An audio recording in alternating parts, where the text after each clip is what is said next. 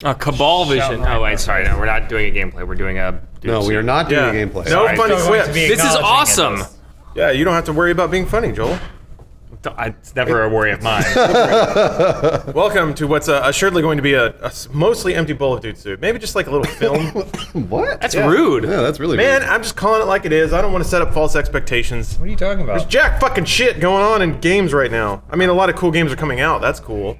But there's nothing really to talk about. Do you have to do an ad read? I do. Okay, before you do that, how come we're always talking about there's no game news and then we do 2 gaming podcasts a week? Yeah, that's weird, right? Well, one of them is easy. One of them's Q&A format, which, by the way, is just the easiest thing in the world. Like No, make it's the show really for hard, us. and we are hard workers, Sorry. and it's, despite... No, we're not. Oh, right. I mean, I was watching back some of that podcast. It felt a little hard. Aw, we love you guys. You awkward little babies. This episode of Dude Soup is brought to you by Harry's. Fine makers and shippers of razors and razor shaving products that come to you in a box every month. And it kind of takes the troublesome volition out of shaving. You don't have to exercise your free will. Go to the store. It's freedom from choice. You just get what they give you every month. And it's actually pretty awesome. I'm running out of shaving cream, and that's bad. I'm gonna have to try to figure out if I can order that just direct from Harry's. I'm pretty fixed for razors, but man, that shaving cream and aftershave's good shit. Joel, I know you're a fine user of Harry's shave products. Look, I'm going to level with you. They sent us free stuff a while back. They did. And I liked it so much that I actually am paying for it now. Do we have any more? That's life. Like a person. No, I don't think we have any more. Like a common person. I've done that with several of our sponsors. Like, we only pick good sponsors that we actually believe in because Yeah. we use them and we're like, this is good shit. It's like that episode of the Brady Bunch. My razor is orange now. It's orange! Oh man, that's a good color. It's like not Funhaus chrome. orange. Yeah, Funhaus orange. So whenever I shave, when we're on vacation, work trips together, and you and I are sharing a room, and I've got my towel around my waist, and you've got yours on your head, Yeah. and I'm going like this, and we're fighting because you want to shave your legs. Yeah. It'll be with an orange razor. Are you eating a Nutri-Grain wrapper? Stop it! Oh, fuck. You found a Nutri-Grain wrapper. Harry's is Get over giving here. new customers an additional $5 off their first monthly subscription order with our coupon code DUDE, D-U-D-E. So please start your Harry's monthly subscription and never worry about buying blades again. As a special offer for new customers, you can get your free razor and save $5 off your first subscription with our code DUDE at checkout. That's harrys.com, Harrys.com, code DUDE, and start shaving better today. Because, yeah, the razor they give you is pretty good. If you've only used disposables, it's like weighted, it's got metal in it, it's got a heft. Makes you feel like a man. Real quick, Bruce, this ain't a football game. I know, this really is not. This is It's a closer strategy to game. civilization than it is football, so you Oh, might as well throw that jeez. controller on the ground. You're not going to need it. You're going to be hitting a lot of right clicks and then enter to confirm and stuff like that. So. Have you Executing played moves. Blood Bowl? No, I just know that I haven't played Blood Bowl because I looked up how to play it and I went, no thank you. Nope. So, Oh, he's got him run all the way back there. he's rolling back The for guy in the back, click on the guy in the back. And then you can't, oh shit. Yeah, he's doing the tutorial. All right. There We're you playing go. Blood Bowl, which I'm All sure is right. exciting to hear about. I thought about playing Soma, but then I thought it would be too distracting and engaging for the people who have to talk about things that we have nothing to talk about. So it's funny how that works out, isn't it? Why don't we just play Civilization? So I came up with a lot of talking points about VR, because the more... I was trying to pinpoint exactly why I was getting excited about VR, and sure, it's easy to be like, it's virtual reality. I'll be able to have sex with all the anime that I've ever wanted. Okay. But it's actually, believe it or not, a little more profound than that. It's been a long time since I felt like there's been like an upper area for gaming to go. I guess ever since the 360 PS3 generation, it's just been like, okay, they're figuring out how to focus test games better and make games more like broadly palatable. Okay. And they're kind of honing in on this one thing, like this is how we play games on this one device with this one controller. And sure, maybe internet, like no multiplayer and all that shit, but it's been a long time since I felt like people haven't had everything really figured out. And I got that sense pretty hard, like when the N64 first burst on and like 3D gaming was first a thing. People didn't have 3D figured out for a while. Yeah, there were some real shitty 3D games there. There were. Still are, actually. And they were fun to play for me because, I'm a nerd about this sort of shit. It was really fun to see how people tried to solve those problems. So, Mario 64 was kind of the standard setter in a lot of ways, and then, like Banjo-Kazooie kind of made it a little better, and it got better and better and better until like 3D platforming was pretty much, I don't want to say solved because everything can always get better, but essentially they had a template down, and then, GoldenEye laid down a template for 3D shooters, and then Time Splitters and Halo, So then it got better and better and better. Or rather, people developed new standards, but there are zero standards for VR. And something that's really exciting to me is like jumping into a gaming platform that has, oh shit, No, nice. man. Or that's not nice. That's that not was you. nice. That's not good. Anyway, inventing a new gaming platform that basically has no defaults. It's just pure imagination, and most of that stuff's probably not going to work to start with. But it's going to be really exciting to see how developers will come up with new ideas, and then take those ideas and reinterpret them. It's almost like a new era of film or music or anything like that. So yeah, that's kind of where I'm most excited. And we got our first taste. Well, maybe not first, but first real taste of VR because we got to use the HTC Vive at Valve headquarters. And I know Joel certainly got a glow from that. He's A glow. Is that a yawn or a glow? It was both. Well, what did you guys think about that? How did you guys see the future? Did you see the future of gaming in your 5 minutes or 6 minutes with the Vive? All right, so before we talk about that, I have a real quick question. We have all done the Oculus before, correct? Yes. Yes. Had Yes. anyone here done the Oculus with the treadmill No. dimple thing? No. So I haven't done it either, and so maybe that will blow my mind. But Okay. this blew my mind more than any other demo or Oculus or VR headset has blown my mind before. And for me, my only experience with Oculus was in someone's like bedroom. They had it set up at their personal computer in their bedroom, but they had like all the tools you needed, like they had the headphones and everything, but it was still just very small circumstances. And so there were a couple games that I played where I was like, oh, this is really cool. But the one game that stood out was Elite Dangerous. And that's because he had the throttle. Oh, He no. had everything that kind of like made it feel like you were in it, but you weren't walking around in that. Like you're just a dude sitting in a cockpit, which is the best kind of scenario for that. It was different when we did the Vive, though. It was a little bit different. The Yeah. thing about the Oculus demos that I had done previous is that you were in. I mean, there was like a demo where you were in this like snowy magical castle realm, and then there was like yeah, I a remember that one. hellscape one, and it was just like a big environment that you could really only walk around the area in real space that you were in, and so someone kind of had to tell you, oh, you're getting too far away, or like you're about to hit a wall or something, because you would have just kept walking. The things that I think that the Vive did so well, and it sounds like Elite Dangerous does, is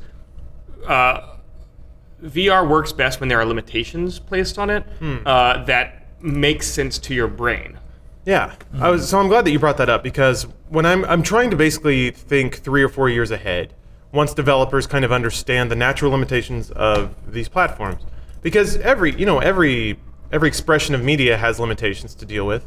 If you're dealing with a stage play, you only have so much real estate for the actors to move around on. You only have so much visual space to kind of convey where these actors are supposed to be. Movies, you have a 3D scene that's compressed to a 2D image, so you have to deal with that, lighting. Music, you can only convey so much through the frequency range that records on the medium you're on. Same with video games. For the longest time, we've kind of like similar to movies, and I guess that's why so many game makers want to make them like movies. You're dealing with a 3D rendered scene that's compressed to a 2D image that's then displayed to the audience. VR is going to change a lot of that. But you're right in that so if you're wearing an Oculus, you are essentially not moving, and you express your movement through a controller. Whether it's the yoke of a ship, or a 2-stick controller. So to me, the conceit that's going to work best for games is one in which you as an avatar are locked in place and you're in some kind of device that's moving you, whether it's a car or a spaceship or something like that. That makes the most sense to me, whereas the Vive is more like you are an actor in this world, but you're confined to this box that you can move around and act in, and then everything will have to move through that, or that box will be on like I just imagined with that VR demo where you're inside Aperture that you were on this moving platform that would take you from room to room, but that was your active area, and people could move in and out of that. Like GLaDOS could swing into it and like interact with you inside that box, but you couldn't go outside of it. Right, and to make it clear how exactly, well, not exactly how it works, but the reason it works like that is because in addition to the headset, the Vive has. They call them. They Just fell over. So if you push it too hard, your guy just might trip. Yeah. Interesting. The Vive has got in the room they call them lighthouses. They're sensors that basically sense the size of the room and adjust the game or make the game space about that same size. And then in addition to that, they have these wands that you hold in each hand instead of a controller. and then the wands simulate your hands in the VR space. So when you look down, you actually have hands that do things, as opposed to when you're holding a controller with the Oculus and you look down and there's nothing there. Yeah, and the input is another interesting aspect because the so the Vive is using a wand, 2 wands. PlayStation VR also using 2 wands. Oculus is using the touch, which is that weird like cyberpunk hand like bangle thing that wraps around. And to hear the descriptions of it, it actually gives you finger articulation inside of VR. So if you use it, you can see your thumbs and fingers move, and you have 2 hand positions in like a 3D space. And people say that's a huge deal too. So we're already kind of seeing platform disparity in terms of the kind of experience they'll offer. The Vive, you kind of have to dedicate a small room to. Yeah, that's a real barrier to entry, I think, because you got to set up the 2 lighthouses on either side, and then what was it, a 10 by 10 space or a 12 by 12 Yeah, space that we like played 10 in? or 12, something like that. And like it obviously worked perfect because it was one of those things that was like a completely empty space. No one's gonna have that in their house. Yeah. And that was the thing that sort of concerned me about that actually. Kind of reminds me of early Kinect demos. Yeah. Where they would take you into this like perfectly lit room with this like fake IKEA furniture. And the idea was to convince you that it was usable in the real world, except you take it in your apartment and nothing works. Or you have to move all of your shit out of the way. And you do that a couple of times because it seems like it's cool and you're trying to convince yourself it's cool. And there's the Mutant League dancers. Blood Bowl. Boy, she had the bacon expression on her face. Just a zombie of some sort. Every year in the dance mines, mining up new forms of dance. Conceded. Oh, yeah, this I is the won. tutorial. It's a tutorial. Yeah. So yeah, it's something I've been trying to figure out is, so far in this early day, it's just, we kind of group this all as VR, but once these 3 platforms hit, they're going to have different games and they're going to have different experiences, and I'm curious will they converge or do you think they'll separate? I don't know. So, well, for me, there's different aspects to things. When I do Oculus, I'm like, okay, this is a really cool game accessory, which is fine because games have definitely moved technology forward in a ton of different ways.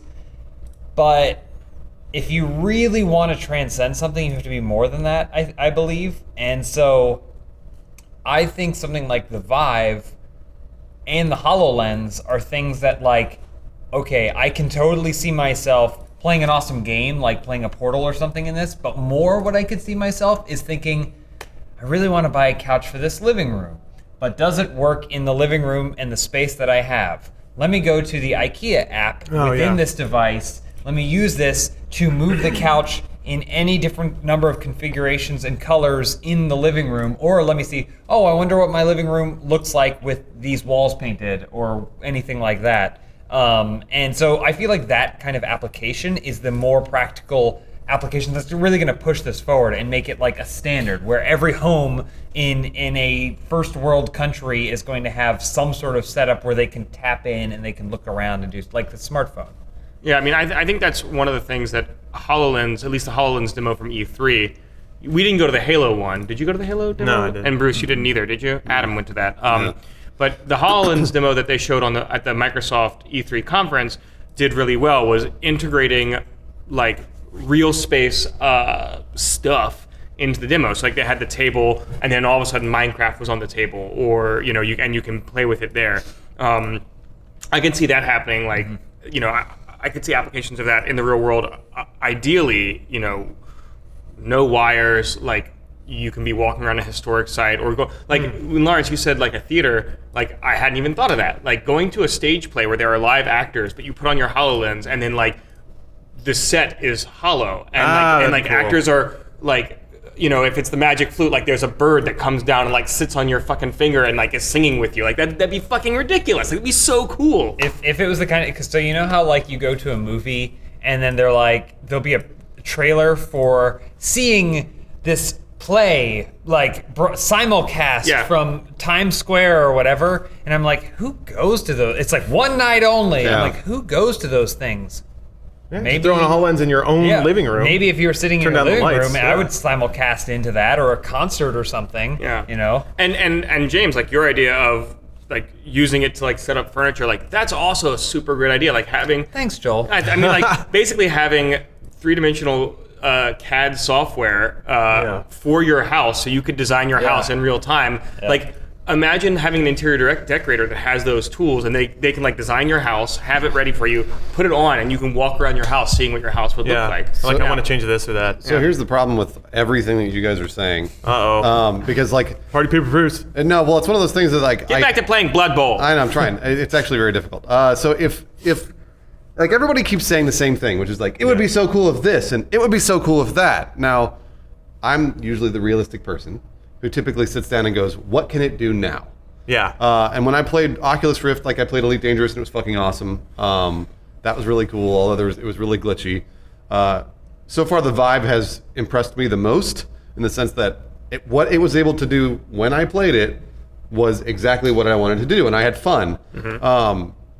All these other things, these applications are absolutely applications that will come down the road. But for right now, basically, like why are we telling our audience, hey, this is really cool, you should spend $500 on it? That's a good question. Well, Right now, it's pretty much just for futurists. Yeah. for the same reason that you do episodes of The Know where you speculate, like, wouldn't it be cool if this game that was just announced has this or that? Because you don't know what it has yet, and like whether it's Well, no, I'm not talking about that. That's my job. But I'm talking about whether or not I will buy something. Yeah. Because that's sort of the question now. Like well. the Vive's coming out at the beginning of 2016. Yeah, Oculus is coming out, I think, in a couple months. So, what's the reason to buy? let me tell you, I don't recommend generally buying most brand new technologies first generation. I think Correct. it's a bad idea. Yeah. Or what about zeroth generation, like the DK development kits and stuff like that? People are swarming on that shit. Like if you're a futurist or you're a game developer, like that makes sense. And I would love to get one. I would love if Rooster Teeth bought us one here for the office that we could do stuff with. But I would never buy a Vive now. I mean, it just doesn't make any sense until we can see like, well, what are the applications? Then you'd be one of those idiots that bought Google Glass for $1,500, whatever it was, and then used it for 6 months and felt like an idiot and got kicked out of restaurants. Yeah. So good. Oh! You got knocked the Just fuck out. punched you in the face. And I was trying to fucking get him. And your defensive line is shit. No, I mean, honestly, my opinion, am I saying go out and buy a Vive? Absolutely not. Right. I tried 7 demos that were all really impressive, but are still just demos. Talking with the people there, they seem to have a very clear strategy for what they want to achieve in 2016 and beyond. But even they seem to be thinking pretty long term, like thinking like, oh well, yeah, we're gonna start, it's gonna come out in 2016, but that's just kind of laying the groundwork. I didn't buy an iPhone until I guess 2nd or 3rd generation. And that's because by that point it had already kind of been this mainstay thing, and I was like, "Oh, okay, I want this." There were enough apps on it that you knew that it was worth the money. It would save me time and be convenient, I don't know if it saved me money, but it was the kind of thing where I was like, "This isn't just me buying into something. This isn't just an expense, an additional expense. I can see the value in having one of these." So I think these are the kinds of assessments that's going to be made over the course of 2016. But like Joel was saying, if you're a futurist or a hobbyist or an app developer and you think that you might be able to get in on this market, maybe you should consider it. I mean, it was really interesting while we were there. The Valve guys were like, "It's not that hard to learn Unity. Like you could make your own games." Yeah. And I mean, and to James' point again, like they were totally have a long-term strategy. They've been inviting. They didn't tell us any names, but they've been inviting in writers, like Hollywood writers and directors, storytellers, actors, artists. We posted Funhaus. Lawrence's girlfriend Stephanie posted, and I retweeted a video from a legendary Disney animator in the 3D art program. That there's no current application for it right now, except for just to go into it and be cool. But the art program is amazing, and watching a Disney artist play with this thing for the first time and draw the Little Mermaid or whatever in 3 dimensions in life size was super cool. Yeah. I guess the way that I view it is, if you want to buy one of these first generation VR helmets, headsets, whatever, you're basically buying the Magnavox Odyssey, which is that it's not going to have the games on it are going to be pretty primitive. It's certainly not going to take full advantage of the platform. Nice. You're buying a tech experiment, and that's super cool. In what, 75? It was fucking phenomenal to be able to plug in a thing to your TV and have it be interactive. And it takes. Oh shit! We got a blue screen over here. Was that the streaming PC? Or the capture? No, that was the capture PC. Ooh. Boy, that's never happened before. Yeah, that's weird. Hey, what's the? Should upgrade to Windows 10. I didn't read the error. Should upgrade to Windows 10. Oh boy. We need to get a new pop filter for that mic too. Everything's breaking. No, it just falls over. All right, well, the months show must in. go on. Anyway, so I think the thing to, like, if you're fascinated by new platforms, this is when you buy in. But if you want like a robust gaming experience, it's tempting to say that development now is a little more informed than it was when games development didn't even exist. At least now it's been around for 3 decades, but still, I do think this is a new platform on the order of like a new home console, like an entirely new platform. So, it took what, 25 years until we got the DualShock, which is essentially the control standard we have now. Well, And it's going to take about that long for VR to get standardized as well, I think. But to be fair, it takes early adopters spending sure. way more money than they should be. Way more money than they should be to make a product viable, because like those early adopters are the one that finance the next generation, the next round of innovation. All right, so fire this back up. Sorry. Yeah, we're going to have to resync and everything. Yeah. I guess there will be just a gap there, because the audio's still recording. Oh, yeah, the audio's so we'll have audio. It'll just go black for a little bit. It'll be fine. No one pays attention to this anyway. It's just on in the background. Well, that depends on whether or not it capped everything up to that point. I think it writes to a file as it goes. So Yeah, I'm sure it writes. Future technology. It works perfectly. This is VR like tech, what, baby. 12th generation computer. Yeah. and the 12th. The 12th was. I guess my first thing would be, if you can, try and find someone else. My recommendation Yeah. is try and find someone else or some sort of location. I don't know where these things are going to be, because it's not like they're Valve stores. There's Like, bound to be like mall kiosks. I feel Facebook's like got they're- money. I feel like at some point they're going to be in the Mall of America, like waving 50-year-old grannies over to fucking slam this helmet on them. I mean, yeah, but There'll be amusement parks. yeah. God, could you imagine that? A little bit lower, Bruce. Like say at Disney or whatever, instead of waiting in line for 30 minutes to go to Star Tours or whatever, you wait 5 minutes to see the virtual version of a ride, or just like sit in a D-box chair that shakes you while while you're on a virtual cool roller if, like, coaster. there were 2 lines. Yeah, right. One line was just to a dark room where you just stood inside the ride and you basically just rode the virtual equivalent of it, and the other line was to experience the actual one. And then people that I know some people that just don't want to go to Six Flags or anything because they get motion sickness. Yeah. Oh. They could theoretically, potentially go to that one because they could do something with the calibration of the depth of boy. field, so that way it doesn't give you motion sickness. I don't know. I think motion sickness is even more pronounced when it comes to that. Because motion sickness, my understanding of it is. Hold on just a second. All right, yeah, Sync? we need to clap sync. Ready? 1, 2, 3. On Nice. OK. On OK up there on the top right. Okay. So my understanding of motion sickness is it's caused by the disparity of the visual feedback you're getting and the inertia that your body feels. So if your eyes are telling you that you're moving but you don't feel movement, you get sick. If you are moving and your eyes tell you you're not, like if you're moving in a car but you're looking at something stationary, that also causes sickness. So How does it explain getting sick on a boat?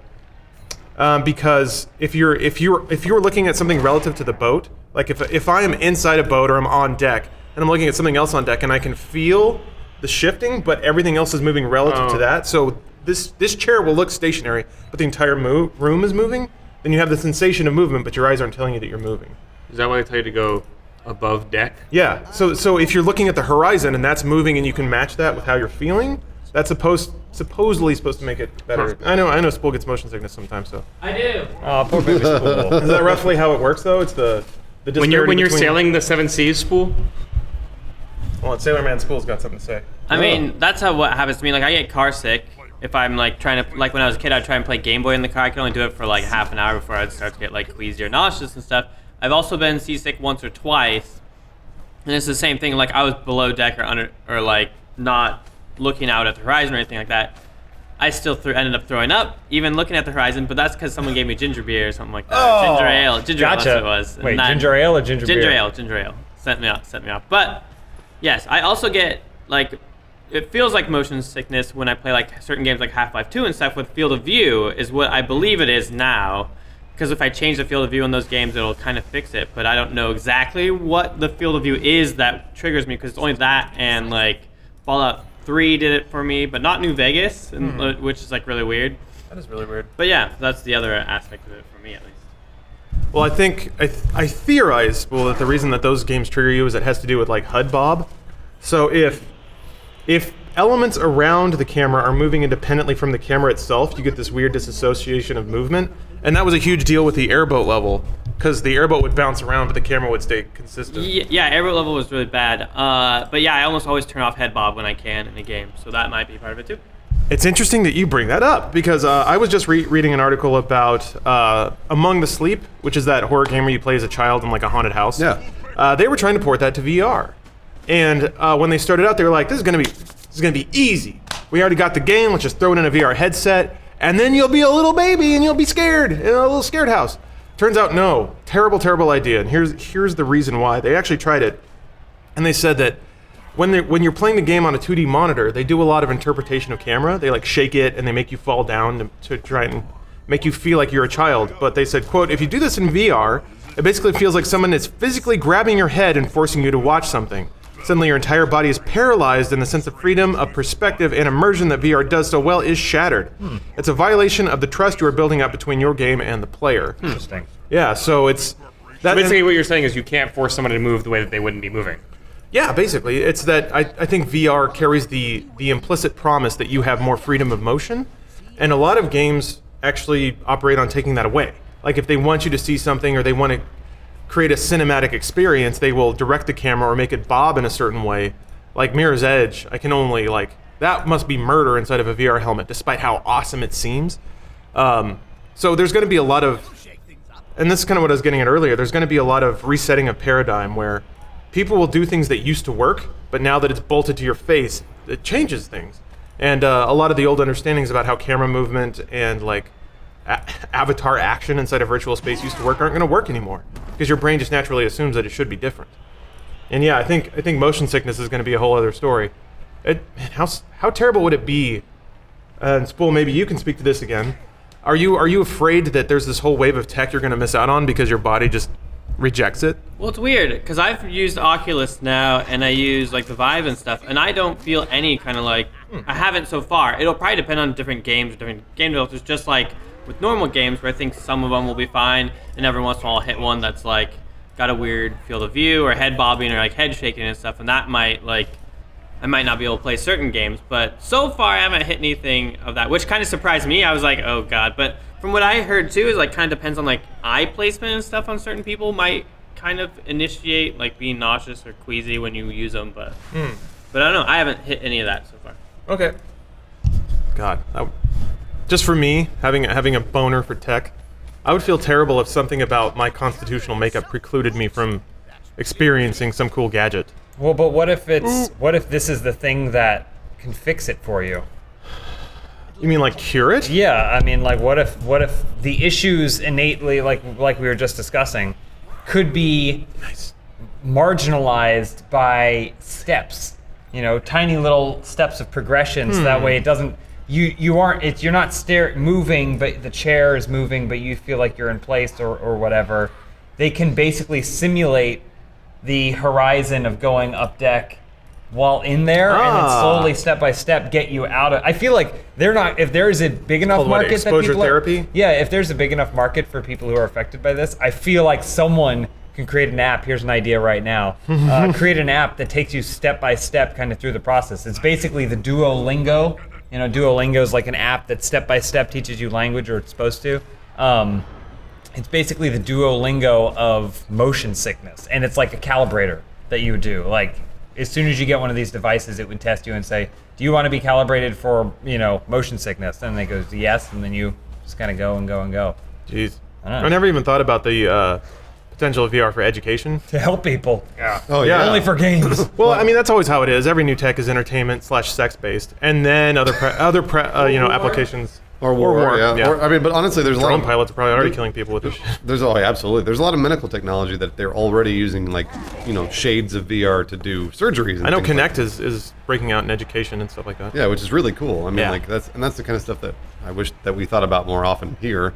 But we never do. You're right. It's always entertainment or sex based. It's that title and thumbnail, baby. Can we talk about sex-based stuff? Sure. Fuck yes, we can. Oh man, have you ever been to a sex space? I basically had a couple of magical evenings with my Oculus DK1. Ew. And Ugh. boy, let me That's tell you. disgusting. Listen, Yeah, I never it's really masturbated with it gross. on my face because at the time, none of those games were sexy enough to warrant jerking one out to. But let me tell you, I looked. I looked a lot. movies? So you said you never masturbated with on your face, but does that mean that you would? No, not even Spit after. into it. There was there were no shit. There was no It's like after. when you go scuba diving, you have to spit into the goggles in order so they get don't the- fog up. Get the fog out. No, there was no bait. There was no shadow baiting. There was no after baits. It was After baits. It was all. I mean, so I don't know if you guys remember, but like, remember CG women from the late '90s, like on like video card boxes and stuff. They would try and make them look real sexy, and they looked really disgusting all the time. Like that girl from Tripping the Rift. Yeah. It's basically like every Oculus game I downloaded that just had you like punching a girl's boob in VR. They all looked like that. All right. So You weren't able to masturbate, or didn't feel the need to. It was more comical than sexy, legitimately sexy. So like as far as I've seen so far, it's either that, like some creepy late '90s CG girl that's like obviously a dude designed her, so he has no idea what women look like. Nice. I'll be honest. I've never been legitimately it's like straight turned anime. on by a video game, ever. Really? Really? Yeah. I've never gotten a boner from a video game. I don't know if I got a boner. yeah, I don't know, but That's you turned don't- on. That's what No, turned not on me. necessarily. Yeah. No, Not necessarily. Turned on is a state. That's a state of mind. That's a very one-sided look at being aroused. The world's Joel. black and white. Very one-sided. It's not fluid. I played some visual novels, but I don't know if those count. It's basically an adult comic book that you have to click through. Right. So I don't know. Is that a game? Sure. It's a game to see if you can come. I win. The game I always win. Yeah. Jeez. But I guess I'm just excited to see what people will do. Not only like what people will make, but how people will react to that. Like I brought this up before, but I'm really excited for the first person to die with a VR helmet on. Why are you excited for that? That's really cold-hearted. And morbid. It's not. I'm not making them do it. Yeah. But there's gonna be It's an inevitability. there's gonna be some idiot out there. Yeah, there's gonna be some idiot out there who like gets so attached to banging anime girls that he's gonna go 2 days without eating or drinking or sleeping, and he's just gonna keel over and die. And then his dick will be out, and he'll be like slumped over his computer desk, Ugh. and the police will walk in and see this. It's like anime girl being like, "Oh, hey, senpai, where are you?" And they'll be like, "What the fuck?" And they'll go home and tell their wives about it, like bloodshot eyes at night. You won't believe what I saw today. What is technology doing to us? And then there'll be a lot of think pieces on shitty on shitty blogs talking about how VR tech is going to be the downfall of the human race because we're losing our humanity, and it's going to be great. It's going to be great, because none of it's going to matter. Oh, Can he run again? One more move? oh, you can pick up the ball off of them? Oh, You got to dodge around the dead body? go, baby. Nice. I'll take it. Sorry. I don't Oh, know. you What, guys are dead, though. Yeah, no, it didn't matter. what are you guys seeing with the proliferation of VR technology? Anything? What do you mean? What do we see The with it? proliferation. I feel like so. What? VR technology. I guess maybe another thing that I feel like is this. Maybe this still happens. Maybe I'm just too old that I don't see it happening. But there was a time like Call of Duty would come out and people would just take the day off of work and they go home and play it all day. I assume that still happens. I think but- I think people will take VR vacations. Yeah. Yeah, for sure. And I don't mean like a day off from work. I mean like I think people are going to take VR vacations. Did you ever? So this is. Nobody did this, so I don't know why I'm asking. I'm just asking so I can start talking about it. There was this Wii U demo basically called Street View. It was like this partnership between Google and Nintendo, and you could use your like. It would be this 360-degree video of like rolling through Carnival in Brazil or just down a street in Tokyo, and you could look around with your tablet and like look at all the people and stuff. And I remember doing that, and like, you know, they were like $250 each, and there were 4 of them, so I bought them all and did them all, and I was like, that's really cool. And that was about, you know, that was worth $10 for one evening of just being like, oh, awesome.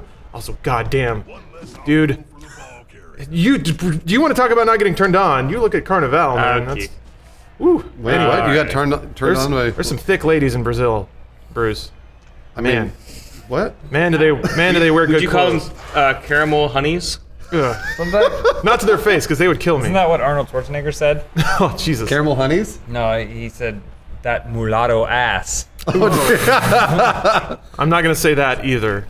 I'm not Arnold. That's I what can't Arnold get away with said. it. I Well, know. I'm not sure he got away with that either. Really? I feel like that's something Arnold could get away with. Regardless, man, if you had VR, fuck me. That would be awesome. Like, to me, and maybe this is just early tech, but I feel like the mundane would become magical. So, like, what I've imagined is, say at PAX, you know, they have millions of They have millions of tickets that sell out. Well, maybe not millions, but lots of tickets that sell out very quickly. What if they just had a 360-degree camera at like various points throughout the con, and you could just jump to those just by clicking around through the website or through your weird VR gloves or whatever, and then just look around and kind of like see what people are doing, see the booths. You can't really talk to anybody, obviously, but you can experience it kind of third hand. I think that's cool. Or if you can't go to an esports I don't know. event. I mean, like, what would you do? Like, you just be like sit there and look. What do you do when you're there? Crowd. Like, the only thing that'd be honestly, oh god damn it, Frankie. The only thing that would be kind of cool for is like the cosplay competition. Or like panels, like you could drop in and watch a panel. Yes, Why would 360 degree be interesting for watching a panel? Hey, there's everybody else. Because there's no bevel around your view. I don't know. Here's what 360 degrees viewing will be cool for. Just as an example, Dungeons and Dragons might be cool for that. That might be cool, I guess, Well, theoretically. do you mean yeah. spectating or participating? Because Spectating. I could see like 4 or 5 people getting together in a VR helmet session. That would be cool. And then as a DM, like you as a DM could have your avatar in the game, but you could also, it was like Neverwinter Nights. You could be sitting and then you could be modding live. Like you could say like, okay, take down the backdrop, bringing up now in your forest. And then you're looking around and there's trees everywhere and Well- birds chirping and you're at a stupid little nerd table in the middle of a path. And That is literally the first thing I thought of when I saw the HoloLens demo Yeah.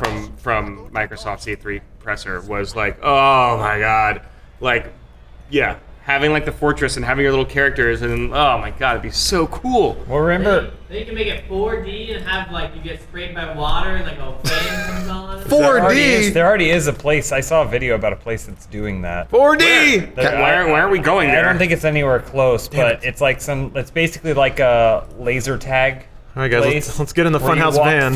You walk through a small tiny maze that they've made, but you wear Fucking awesome. something, and then but they have like actual things that happen. So like you'll press a button, and then in the game the button will descend down, and so the way they do that is it makes you feel like you're in an elevator. Okay. The button goes down Ugh. when you press it, but then weird. it's actually just because they're moving the button lower. Right. And then so Like the then walls look like they're everything lowering, too. changes, and it looks like you're in a new level, but you're actually not in a new level. That's cool. That is cool. Man, speaking of 4D, I went to an arcade and played Dark Escape, the 4D experience or whatever. What? I don't know what that is. It's an arcade game. Man, So you sit in a booth and you have your hands on the. It's like the Jurassic Park game or whatever. So you have these 2 guns and it measures your heart rate through the handles of the guns. James, this is exciting. I Oh, promise. sorry. Yeah.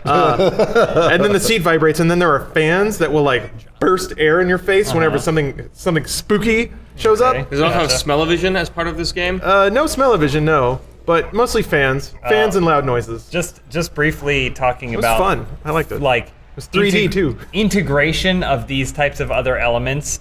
I've been playing Until Dawn, and Oh, yeah. it's funny because there's a way, like a mode where you can turn on the PlayStation Eye camera. Oh really? And I guess I didn't do it, but I'm assuming what it does is it knows when scary things are going to happen or like jump scares are going to happen, and then it will basically capture your expression or like record a video clip when that Oh. thing happens. kinda But cool. thus far in playing the game, I haven't some guy will go "Bah!" and I'm just like. Really? So I wish that I had been doing it so that way I could see all those different spooky moments where I'm just like, okay, all Yep. right, yes, you are. Man, You are spook. I You feel are like spooky. Until Dawn. So I enjoyed it, Yeah. but it is still just a visual novel. Like there's a bunch of binary decisions that lead to a bunch of people dying or not dying, which is fine. But I feel like, can we finally put the whole video games are going to become like movies thing to rest? Because No. damn it, for the last I want to say for the last 6 or 7 years, that's the weird dream that a lot of developers have been chasing with things like Mass Effect. Like we're gonna make this big interactive cinematic experience. But it all falls apart at the end, kind of like Until Dawn. The last hour of that game is a total shit show because they're having to wrap up all these like That's not the game's fault. kind of yeah it is. Yeah, it is.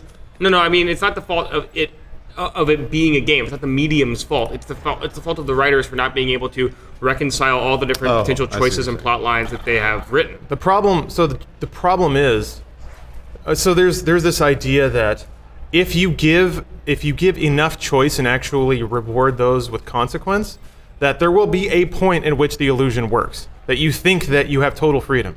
But that never ever will ever happen. That's my theory. I don't Well- think that any development team can possibly craft enough content and write enough individual storylines to make that happen. I wholly disagree. I had an emotional reaction at the end of Telltale's Walking Dead season 1. Well, yeah, but The resolution. there was to nothing that. you could do to change it. Yeah. I mean that. But I feel like Walking Dead is right because it does not presume to tell you that you have thorough interactive control over the narrative. So a couple things. I don't think it's possible yet. I think you're right that like having total interactive control of the narrative with maybe with some sort of ending that everybody's happy with is impossible as of yet. But imagine a future in which AI is so good that the NPCs aren't programmed. The NPCs are actually AI, like actual AI that can then generate an ending based on your like individual decisions, and everyone literally has maybe a different ending. For the time being, I think what could work would be something more like a choose your own adventure, where there be in a choose your own adventure novel, you have to make binary choices, and there are 7 or 8 different endings in those novels. A lot of them end up with you dying in different ways. And in addition to that, in terms of your initial question about can we put an end to saying that video games are moving closer to movies, I think that with VR headsets, actually it's going to get back closer to there will be purely narrative experiences within VR that will make you question, is this a game because I'm inside of it, or is it a theatrical narrative experience, and what does that mean in terms of gaming? Well, yeah, I mean, I think the question is, what is narrative? Because, like, if you're looking for something to be written or predetermined, but then also have complete choice over the results, those are two Those conflict, yeah. opposites. Yes. So what you're looking for is you just played a really intense match of Call of Duty, and at the end of it, you throw your controller up in the air.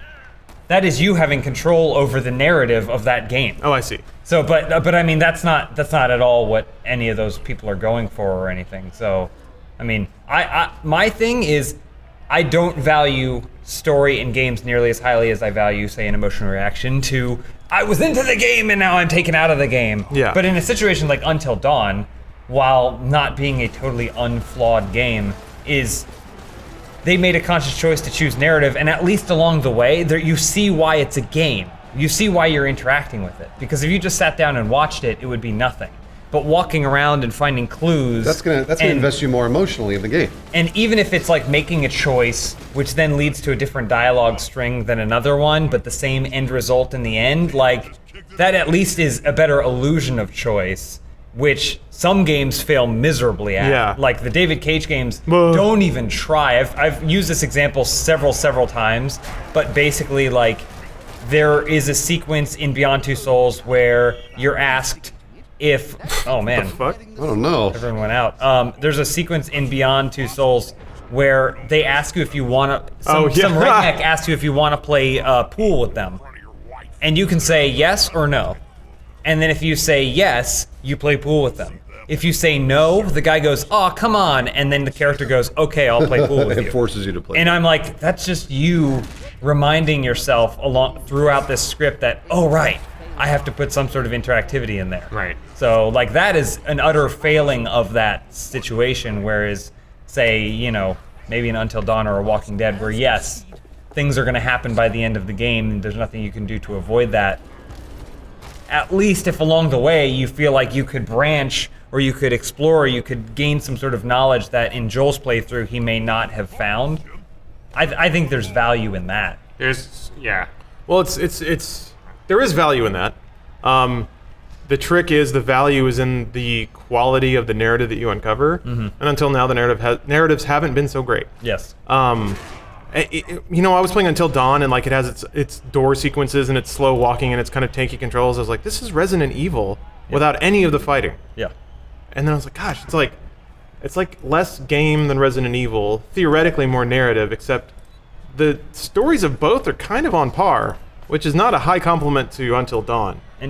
And I don't want to sound like a dick, but I think generally the reason for that is because if you were not necessarily good enough, because it's not always about being the best writer in the room, but if you had the connections and you had the influence and you had the clout to be writing a movie, you'd be writing a fucking movie. Yeah. Because you would get a lot more credit for it and a lot more money. I feel like the only one thing that we have some experience. Oh, nice. Some experience with is like Valve has very good writing, and their games have phenomenal writing. I would say better, like funnier, more interesting than most movies I've seen. And that's like probably the one or two exceptions I can think of, where the legitimate like pen on paper words writing of a game is enough to justify it being in the game versus giving me something to do where I can have fun with the game itself than enduring the writing that somebody else thought was good.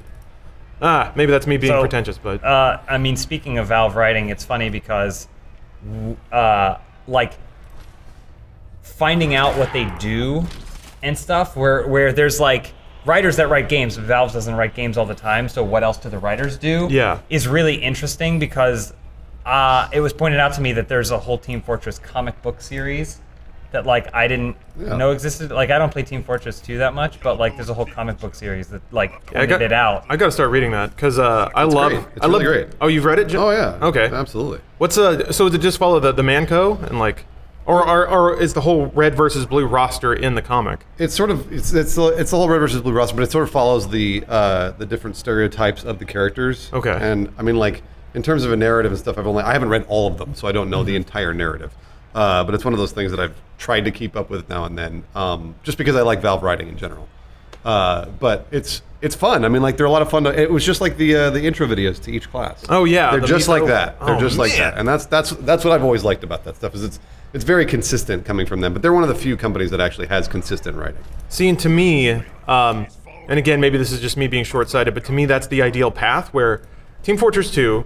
There's almost no narrative in the game aside from the announcer and the vocal call-outs you get from the characters.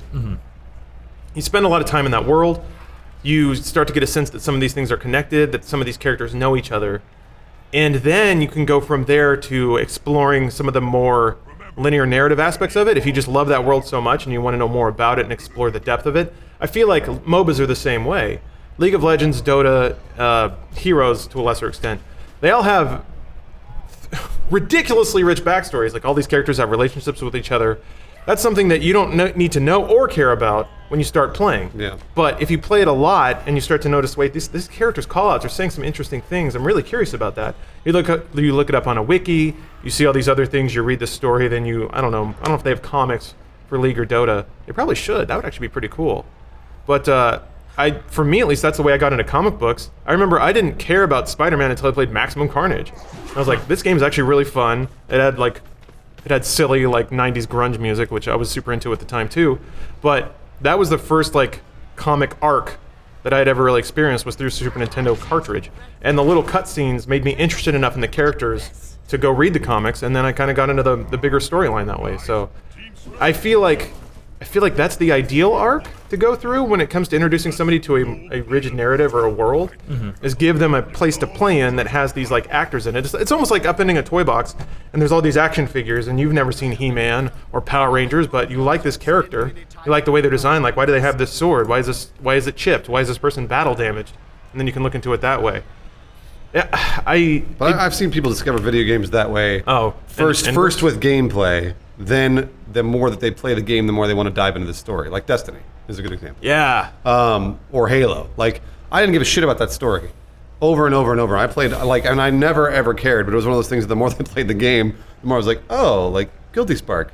Okay, I think I get it now. Like but it didn't matter because I loved the game. Like and that was important to me. I'd rather have gameplay first and story second because, like we've said before, typically game narrative is not the hottest. Yeah, I mean, I like that it's there for you to explore, but it's not the purpose of a lot of the games because I think we all agree that like the reason that a highly narrative game doesn't work as well as as an emotional responsive but good gameplay game, like a narrative game with bad gameplay doesn't work as well as a good gameplay game with good emotions and maybe not the greatest narrative, is because you're invested.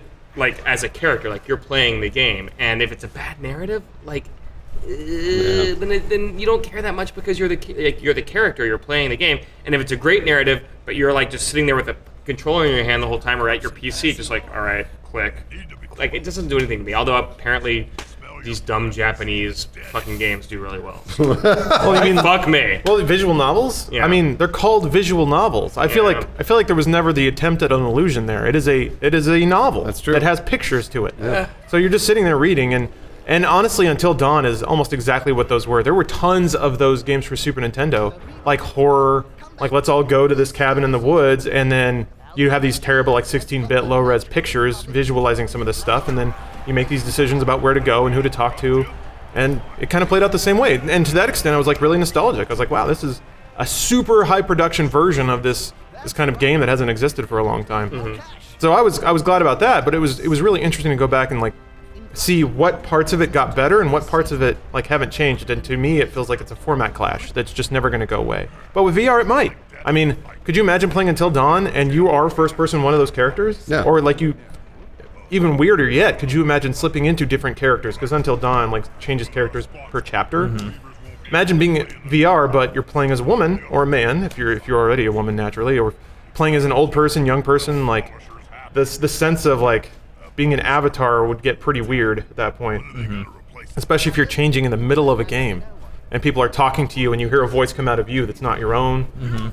That's probably going to be an experiment that maybe won't go so well. That's part of like finding the new normal. But do you think that they'll ever be able to get to a point where the AI is good enough that they'll be able to generate dialogue responses, story points on its own? Well, at that point, then they'll have developed, like actual artificial intelligence. Yeah, I was gonna say, we're not talking about games I anymore. also feel like Well, I mean, at that well, point you heck- just put a patch on your forehead and go Slack, and then you'd be like total sensory Maybe, immersion. but like there's all right. So they can procedurally generate like seamless land and seamless, resource points and stuff like that in certain games now. So and there is AI that can like have a conversation with you back and forth that like you can watch videos of it on YouTube. So is it that much of a stretch that you can combine those two technologies? Well, yes. I mean, like that's sort of the uncanny, or not the uncanny valley. The what is it? Transcendence or whatever the fuck it's called. The Event Horizon. It's like one of those The things. singularity. That's it. Resident Singularity. Evil It's a singularity. Revelations. Where we There you go. haven't actually figured that out yet. And once we do, like James said, it's not about video games anymore. Oh, yeah. That's about like the future of humanity and whether or not we can fight the robots off. Yeah, basically. And Or surrender to them. Or surrender to them and become their slaves forever. yeah. at that point, you're basically dealing with like an improv show, except all of the actors, all of the AI have to be 4 times as good as your average improv actor to account for the fact that the person who's playing the game is And probably I've seen garbage some at improv in LA. Shouldn't be too difficult. You would be interested. There's a Neil Stephenson book called The Diamond Age, and one of the characters in the book, her job is basically to sit in a studio, kind of, and create interactive bedtime stories for children. So children like plug into their VR headsets, and then they interact with this girl in a studio from miles and miles and miles away. So that's maybe another way of doing it. Well, see, and I think that's much more realistic. I think most modern RPGs, they're just trying to recreate the experience of tabletop Dungeons and Dragons. Because you've got your RPG system, you have your stats, and then you interact with characters that a dungeon master, a writer essentially, pre-scripted. And all the dice rolls are the math behind the screen. So it's essentially just a digital asynchronous facsimile of something that already existed that used real live actors and real live interaction. So imagine if you went back to that. Imagine you bought a game, but you were really just reserving 2 hours to play through this campaign, and that you had a dungeon master and maybe 2 or 3 actors and their job that you paid for is for them to be your digital guide and accompaniment in this world. And then they could be 2 or 3 voice actors who would put on voices for all these characters. So you could have like a cast of 20 or 30 that these actors just kind of play out for you. And that's, God, could you imagine though? Because It's actually a viable use of hundreds of thousands of dumb unemployed actors in LA who are begging for jobs. But think about it this way: there's already discussion that modern gaming breeds a potentially not healthy mentality, that like victory can be attained through violence, that every narrative in life follows a pretty strict format, that there's good and bad, and that if you just learn the rules of something, you can overcome anything. Imagine if the idea was you could, and I guess you can do this now to an extent, but that you can just throw on a helmet, pay $25 or 50 synth creds or whatever, and have like 4 actors basically fantasy fulfill everything you want. You're basically paying them to tell you what you want to hear and to be the hero. Can you imagine like what that would do to somebody that grew up with that kind of media, and then they have to interact with real people who have their own ideas and don't want to put up with your bullshit or tell you what you want to hear? All your expectations are totally whack. Yeah, Oh, exactly. man. Fucked. Yeah. Makes me wonder, like, I don't know. I don't think so. I don't think so either. I don't. Lauren, No, I mean, I'm what's- just saying what's the- it's a progress thing. We're asking these questions with our mentality now. Yeah, of course. But it's like, it's like asking someone in 1902 how they would feel if they had a tiny little box that they could touch in front of them. Yeah. And it would give them Society all would the crumble. information. And they'd go, no one would ever try and seek out any new information for themselves anymore. If they'd had it all there, Yeah. people would lose their memories and like. I mean, I'm sure that's the same thing that people said when like Walkmans or like Absolutely. transistor radios were a big thing. I've read like parents when transistor radios came out were like, we used to sit around and listen to the wireless, and Franklin would talk, Delano Roosevelt would talk to us, and now these kids are like sneaking off to hilltops and listening to rock and roll. Yeah, you're right. I remember reading lamentations about Military Recruiter, and this was in the age of the 50s-ish, basically when sitcoms were starting to come up, and he was like, God, this media is training people to think that any problem can be solved in 30 minutes. And that's not how the world works. And he's like, this is going to be a real problem. People aren't going to want to sit down and solve like long-term problems anymore. Turns out that's not the case. Ultimately- Well, kind of it is because we haven't solved global warming. Well, So, that's a different issue. let the children deal I with think it. Hold on. Do you have any ultimately- more reads? Do you have any more reads? No, that's it. Okay, go ahead. I was gonna say, ultimately, real is very real. We underestimate how real gets, and sometimes it can be sobering. So in situations like that, I may be wrong eventually as things kind of accelerate and get crazier, but I'll probably be dead by then, so it doesn't matter. But I do think that like Suck that, ultimately, global warming. when you get brought back into the real, you're gonna have to adapt. space, we you're call gonna, it. The meat space. You're gonna have to adapt to that real, and so you can make any theories. Video games make you more violent, or you can't solve all your problems in 30 minutes, or we're not gonna know how to interact with people, or everyone's gonna want to think that they're a winner. All these things are true until then you get into the real world, and then you have to adapt to the real world rules of things, and then it's like, oh, there's a difference. So things may change over time, but I genuinely believe that the world that we live in is not harsh. Harsh isn't the right word, but I think real is the right word. It is truthful enough that it's just kind of going to knock you back into your seat, and then you're going to have to adapt for that, regardless of whatever that is. That's true. And honestly, if anything else, maybe this is super cold-hearted because in as much as I'm waiting for the first person to die with a VR helmet on, it's also like if people can't handle separating fantasy and reality, like if somebody drops acid and then plays World of Warcraft with a VR helmet on, and they decide they never want to leave that. Awesome. That does sound pretty awesome, doesn't it? But that just makes life easier for me. Well, I mean, it's There's a whole generation of people it's who kind- can't get out of VR. I don't have to compete with them for jobs. So it's natural selection. Yeah, kinda. If you never get out of there and you don't reproduce and you just disappear into your apartment and you VR yourself away, it's kind of like the neat the rest phenomenon of us in that are Japan. actually swapping sperms, we're gonna be passing those on. Yeah, Create a new VR-resistant race. exactly. VR is going to go out of business because all the hikikomori that get addicted to VR are going to free themselves out of. Until there's like, okay, how about this? So you can have your VR sesh, right? Where there's a Sesh. He's already abbreviated. I know he's been saying that for a long time. a bunch of It's called a Versesh. yeah, Versesh, sorry. A bunch of D&D nerds are telling you that you're the hero of Tamoriel or whatever. And then you boot up your anime fuck game, and there's this piston like pounding your dick, and then it sucks the semen out. But then there's this tube, and it takes it to a freezer where they inseminate some lady who's having a fucking penis jammed into her, also anime. Or Cool, maybe they had Gak sex is like- over the internet? Exactly. Except it's a function of the human race. Like there's a bill that passes. Nobody's fucking anymore. So they have to save all the semen from all the dudes not and gonna pump it into happen. all the ladies. Lawrence, who it's are- not All gonna right, but Lawrence, all right, holy here, shit, this is fast crazy. Fast forward 10,000 years, and something similar to that is happening. And you can test all the semen and only get the good stuff. That's what I'm saying. That's the new real. That's the Gattaca, That's baby. the new real. So that's the standard that you have to live with. And then they so breed, who cares? They breed in extra VR sensitivity because they want those people fucking in VR. I'm just saying, if it's that commonplace, then that is the new standard. So it doesn't matter anyway. So then you're Yeah, just you're right. living within the standard. So who like, cares?